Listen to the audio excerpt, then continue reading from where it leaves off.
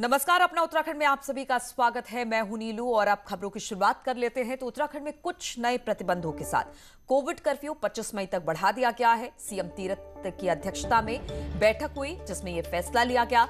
नए प्रतिबंधों के तहत 21 मई को सुबह 7 बजे से 10 बजे तक राशन की दुकानें खुलेंगी। बैंक भी अब सुबह 10 से 2 बजे तक खुलेंगे। वहीं दूसरे राज्य से आने वाले अब टेस्ट रिपोर्ट जरूरी नहीं होगा उनके लिए। अब केवल स्मार्ट सिटी पोर्टल पर रजिस्ट्रेशन करना होगा। न्यूज 18 लगातार खबर दिखा रहा था कि बाहर से आने वाले उत्तराखंड वासियों को आरटी-पीसीआर रिपोर्ट की वजह से दिक्कतों का सामना करना पड़ रहा था।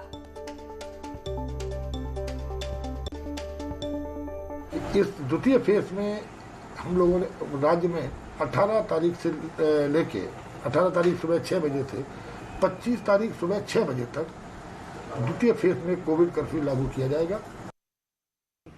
उत्तराखंड में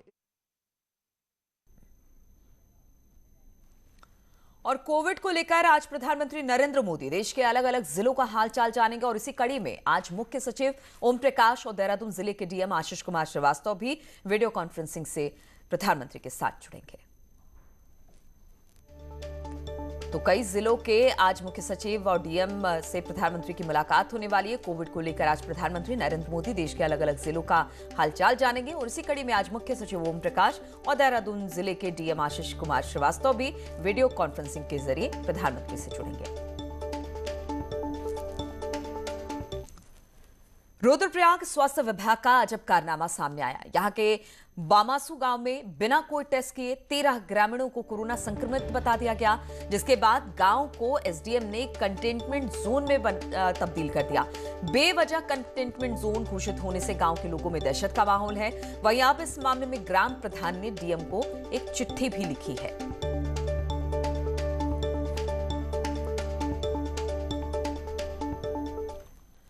और ऋषिकेश एम्स में ब्लैक फंगस के 8 और मरीज मिले हैं, जिसमें ब्लैक फंगस मरीजों की कुल तादाद अब 25 तक पहुंच गई है। कल उत्तर प्रदेश के 6 और उत्तराखंड के 2 मरीजों को भर्ती किया गया। ब्लैक फंगस मरीजों के लिए अलग से वार्ड भी बना दिया गया है। 13 मरीजों को ऑपरेट किया गया है, जबकि बाकी का इस वक्त इलाज चल रहा है।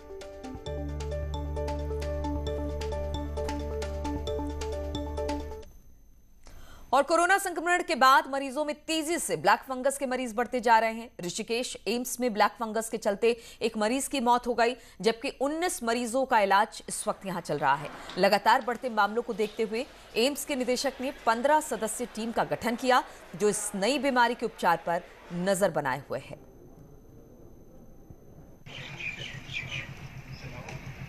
15 सदस्यीय 15 डॉक्टरों की एक टीम गठित की गई है, जो इन म्यूकोरमाइकोसिस के इलाज को निगरानी करेगी। इस समय 19 मरीज हैं, 12 उत्तराखंड से हैं और 7 उत्तर प्रदेश से हैं। और उत्तराखंड में कोरोना के एक्टिव केस कम हो रहे हैं, लेकिन सच्चाई यह है कि टेस्टिंग भी कम हो रही है। हालात ये है कि बीते 16 दिनों में अकेले देहरादून और 9 पहाड़ी जिलों में करीब करीब बराबर टेस्टिंग हुई है।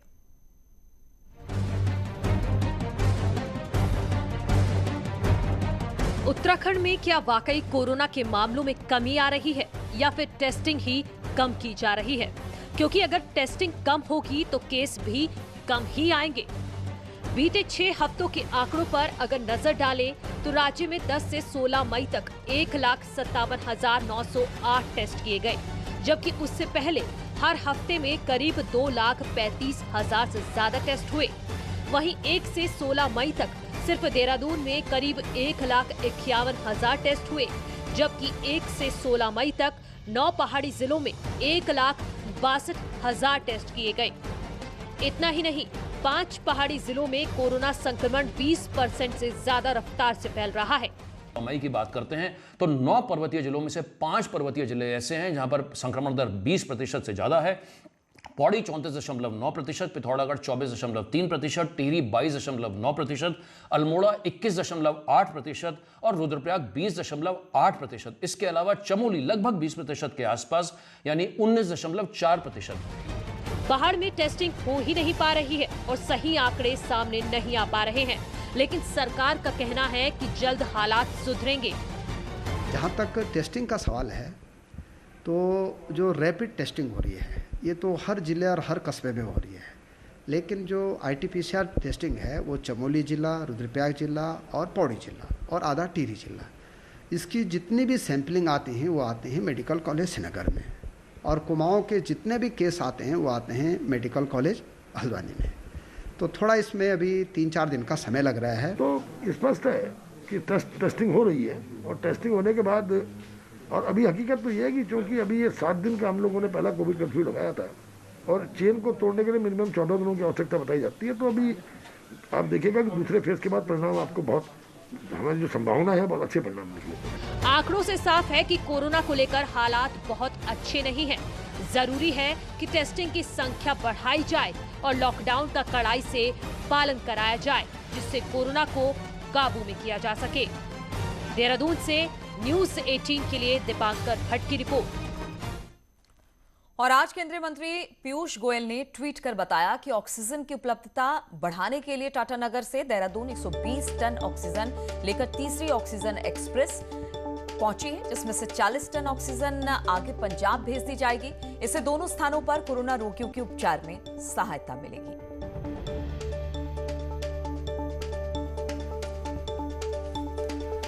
तो पीयूष गोयल ने ट्वीट किया है, देहरादून 120 टन ऑक्सीजन लेकर तीसरी ऑक्सीजन एक्सप्रेस पहुंची है, इसमें से 40 टन ऑक्सीजन आगे पंजाब भेज दी जाएगी, जिससे दोनों स्थानों पर कोरोना रोगियों के उपचार में सहायता मिलेगी।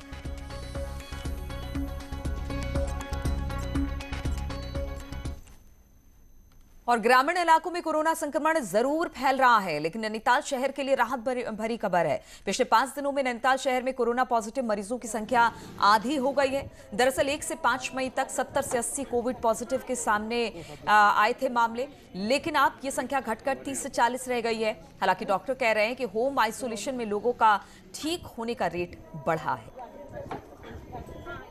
हाँ, ठीक होने का रेट बढ़ रहा है इस टाइम। जो है कारण यही हो सकता है कि लोग थोड़ा से अवेयर हो गए हैं, थोड़ा सा लॉकडाउन भी एक कारण है, लोगों ने मास्क पहनना शुरू कर दिया है, लोग थोड़ा देर से जागरूक हुए हैं, लेकिन अब जागरूक हो गए तो उसका फायदा मिल रहा है।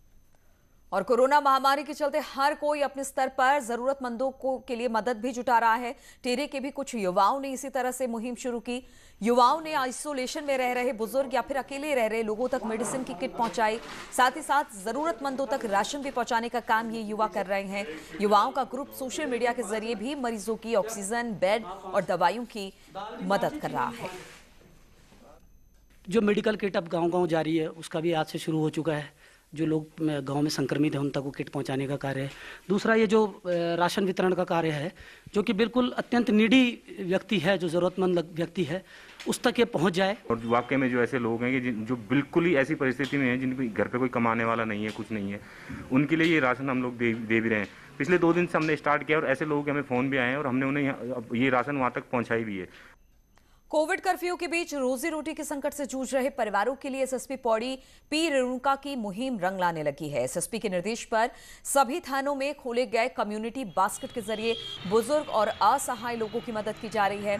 पुलिस ने इस मुहिम के तहत अकेले कोटद्वार शहर में 80 परिवारों को राशन किट पहुंचाने का काम किया है। इसके साथ ही हर दिन करीब 250 जरूरतमंद लोगों को खाना भी पहुंचाया जा रहा है।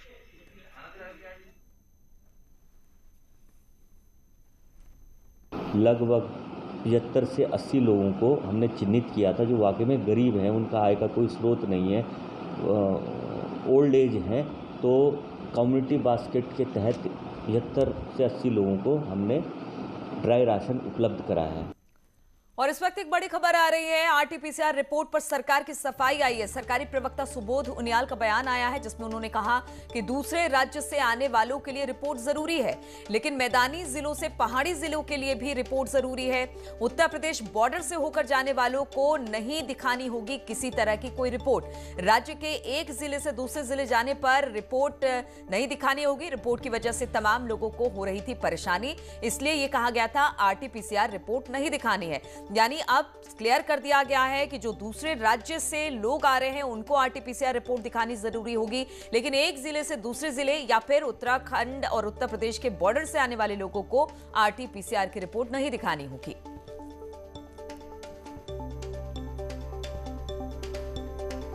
तो आरटीपीसीआर रिपोर्ट पर सरकार की सफाई आई है। जिस तरह से पहले कहा गया था कि जब जो भी उत्तराखंड में आएगा उसको आरटीपीसीआर की रिपोर्ट नहीं दिखानी होगी, लेकिन इस पर अब सरकार की तरफ से सफाई आई। उन्होंने कहा कि दूसरे राज्यों से आने वालों को अभी भी आरटीपीसीआर की रिपोर्ट दिखानी पड़ेगी। बातचीत करने के लिए दीपांकर भट्ट इस वक्त फोन लाइन पर हमारे साथ जुड़ गए हैं। दीपांकर, थोड़ा सा इस बयान को लेकर थोड़ा कंफ्यूजन था कि आरटीपीसीआर की रिपोर्ट अब नहीं दिखानी पड़ेगी उत्तराखंड में आने पर लोगों को, लेकिन अब इस बात को क्लियर किया है बीजेपी के प्रवक्ता ने। क्या कहा उन्होंने? बिल्कुल नीलू, इस वक्त मेरे साथ सरकार के प्रवक्ता सुबोध उनियाल है। कल क्योंकि प्रेस कॉन्फ्रेंस भी नहीं हुई और जो बयान सामने आया उसमें तमाम कंफ्यूजन रहे कि रिपोर्ट किसके लिए जरूरी है और किसके लिए नहीं जरूरी है। इसमें सुबोध उनियाल हमारे साथ है, उनसे पूछते सर ये जो कंफ्यूजन पैदा हुआ कि किसके लिए जरूरी है। देखिए, कंफ्यूजन कोई नहीं था। हमने बहुत स्पष्ट कहा था कि जो उत्तराखंड के लोग जो गढ़वाल और कुमाऊं के बीच में जिनको आवागमन करना है और जहां पर उत्तर प्रदेश की सीमाएं पड़ती हैं, उन लोगों के लिए आरटीपीसीआर की रिपोर्ट लाना कंपल्सन नहीं था। उनको केवल एक अपना पंजीकरण कराना, रजिस्ट्रेशन कराना उनके लिए आवश्यक किया गया ताकि उनके आवागमन की जानकारी सरकार को रहे।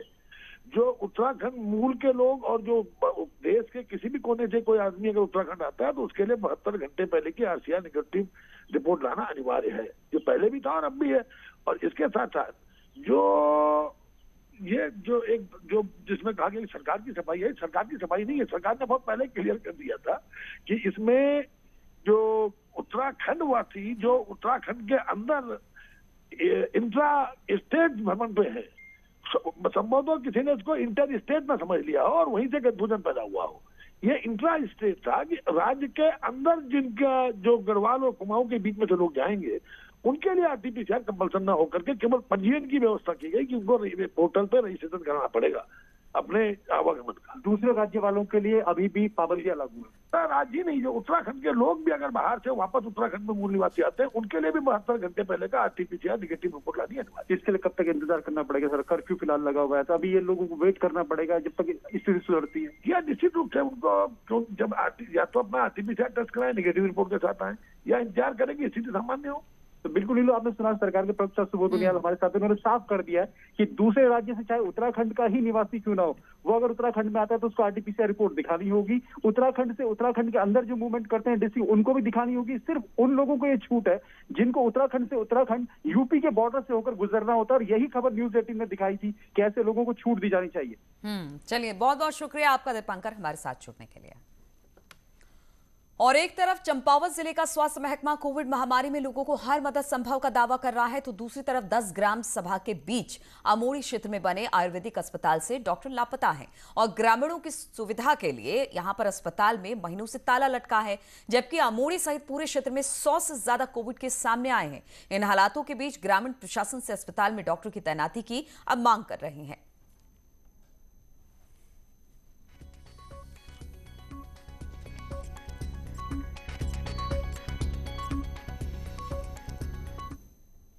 पूरे देश में कोरोना महामारी चली हुई है। अमोड़ी क्वारसिंग नाम के हॉस्पिटल में कोई कर्मचारी एवं डॉक्टर मौजूद नहीं है। इसमें 19 पॉजिटिव केस इस क्षेत्र में हैं और बहुत बड़ी ग्राम सभाएं हैं। और एक मामूली बुखार ने नैनीताल घुघू सीकरी गांव के मोहित को कोमा जैसे हालात तक पहुंचा दिया।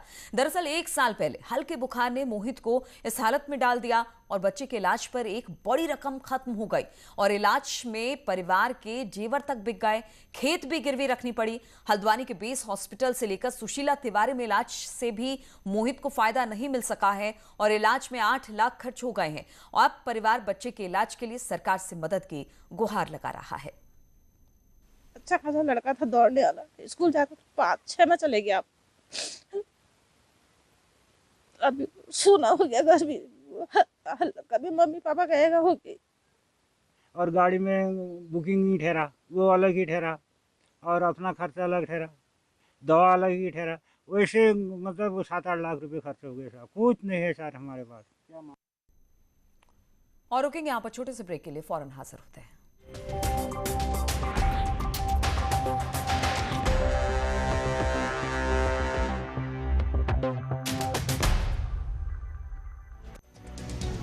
B1 100% आयुर्वेदिक एनर्जी और इम्यूनिटी सप्लीमेंट पेश करते हैं आज की सुर्खियां।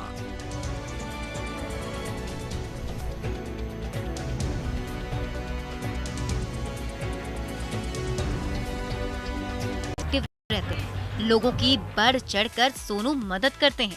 लॉकडाउन और कोरोना काल में लोगों के लिए मसीहा बने एक्टर सोनू सूद की एक प्यारी सी भांजी है, जिसके साथ टाइम स्पेंड करना सोनू को खूब पसंद है। अभी क्या प्रॉब्लम है? लिम्का की क्या प्रॉब्लम बोली उन्हें? जब मैं सोफे पे बैठी थी ना अभी, तब मम्मा सारा लिम्का ले ली थी। मुझे एक भी लिम्का नहीं पीने दिया और ना एक सिप पीने दिया। एक सिप भी नहीं दिया लिम्का का? तेरा लिम्का पी गई सब? और क्या करती?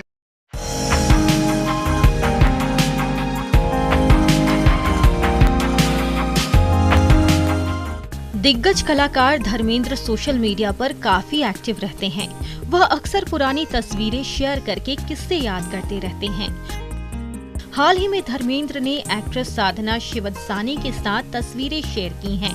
उन्होंने उनके साथ सिर्फ एक ही फिल्म में काम किया था। धर्मेंद्र ने साधना के साथ पुरानी तस्वीर शेयर की है, जिसमें दोनों मुस्कुराते हुए नजर आ रहे हैं। धर्मेंद्र की शेयर की हुई तस्वीर में दोनों एक दूसरे को देखते हुए हंस रहे हैं। इस कैंडिड तस्वीर में दोनों ने हाथों में ड्रिंक पकड़ी हुई है, जहां धर्मेंद्र सूट में नजर आ रहे हैं, साधना साड़ी में ट्रेडिशनल अवतार में नजर आ रही हैं। धर्मेंद्र ने तस्वीर शेयर करते हुए लिखा, साधना एक बहुत ही शानदार आर्टिस्ट और बेहतरीन इंसान। अफसोस मैं इनके साथ एक ही फिल्म कर पाया।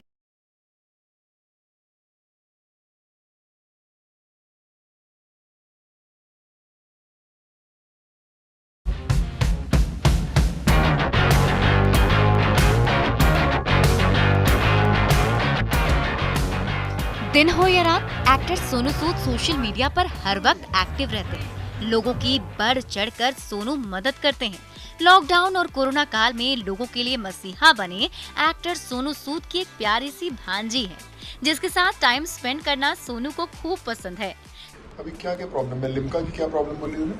जब मैं सोफे पे बैठी थी ना अभी, तब मम्मा सारा लिम्का ले ली थी।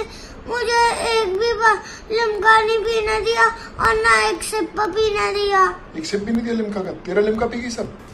और क्या करती?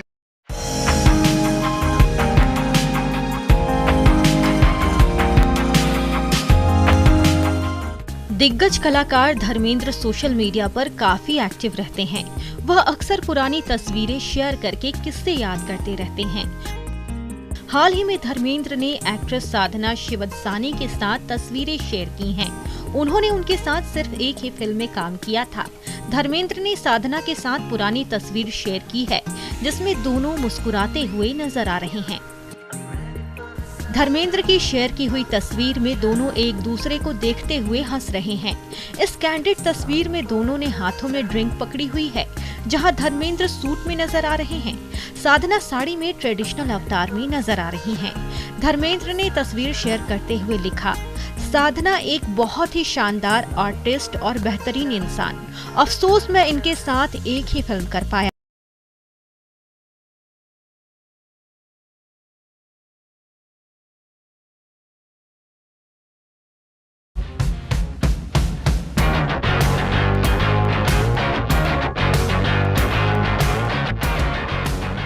दिन हो या रात, actor Sonu Sood social media पर प्रेजेंटेड बाय आइसन गुरु कूलर। गर्मी शुरू, आ गया गुरु। आइसन घर लाए खुशियाँ।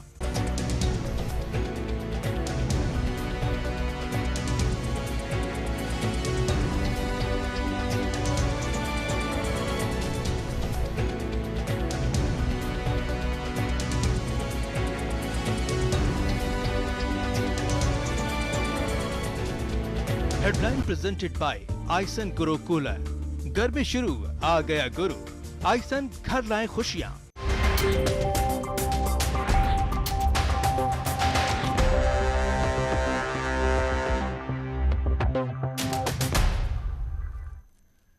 तो बद्रीनाथ धाम के कपाट वैदिक मंत्रोच्चार के साथ आज मंगलवार सुबह ब्रह्म मुहूर्त पर खोल दिया गया। सुबह 4:15 पर बद्रीनाथ धाम के कपाट खुल गए। कोविड प्रोटोकॉल के तहत मंदिर के कपाट खोले गए। कुछ ही लोग अखंड ज्योति के साक्षी बने। इस दौरान बद्रीनाथ धाम को 20 क्विंटल फूलों से सजाया गया। कपाट खुलने की प्रक्रिया रात 3 बजे से ही शुरू हो गई थी। रावल द्वारा गर्भगृह में प्रवेश कर मां लक्ष्मी को उनके परिक्रमा स्थित मंदिर में विराजमान किया गया, जिसके बाद भगवान के सखा उद्धव और देवताओं के खजांची कुबेर मंदिर गर्भगृह में विराजमान हो गए।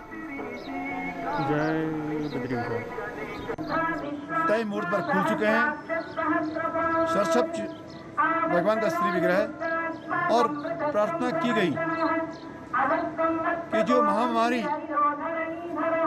देश दुनिया जिससे पीड़ित है यथाशीघ्र उसका शमन हो जाए, ये प्रार्थना भगवान के श्री चरणों में की गई। भगवान बद्री विशाल का उत्सव विग्रह उद्धव जी की डोली भगवान बद्री विशाल के गर्भगृह में पहुंच चुकी है।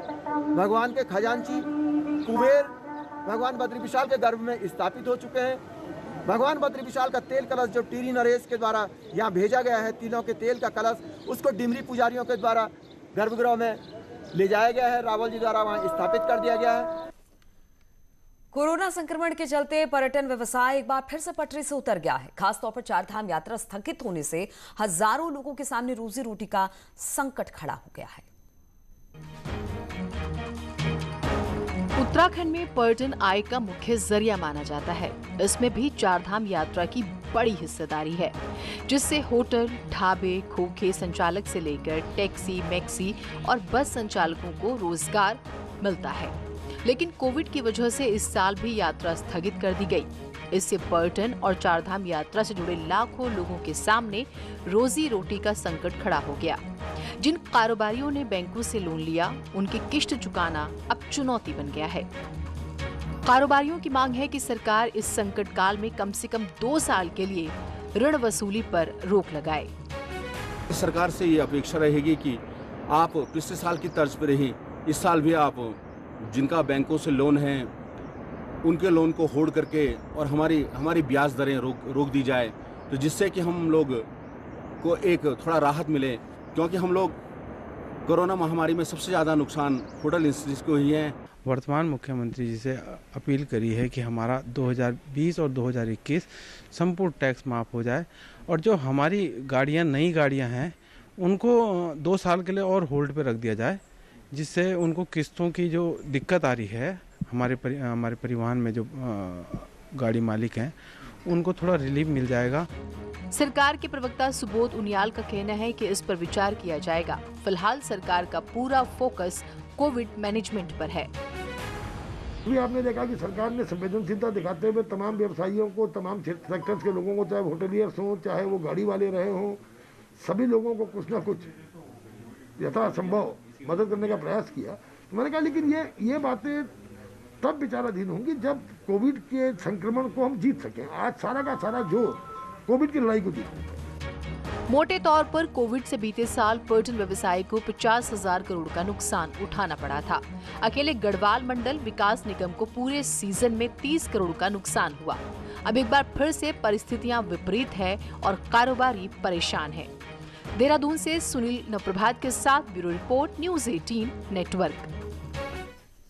उत्तराखंड में आज और कल भारी बारिश और तूफान का अलर्ट जारी किया गया है। राज्य के 8 जिलों में यह अलर्ट जारी किया गया। राज्य आपदा प्राधिकरण ने एजेंसियों को अलर्ट कर कहा है कि देहरादून, नैनीताल, चमोली, उत्तरकाशी, रुद्रप्रयाग, पिथौरागढ़, टिहरी, बागेश्वर जिले में मौसम खराब हो सकता है।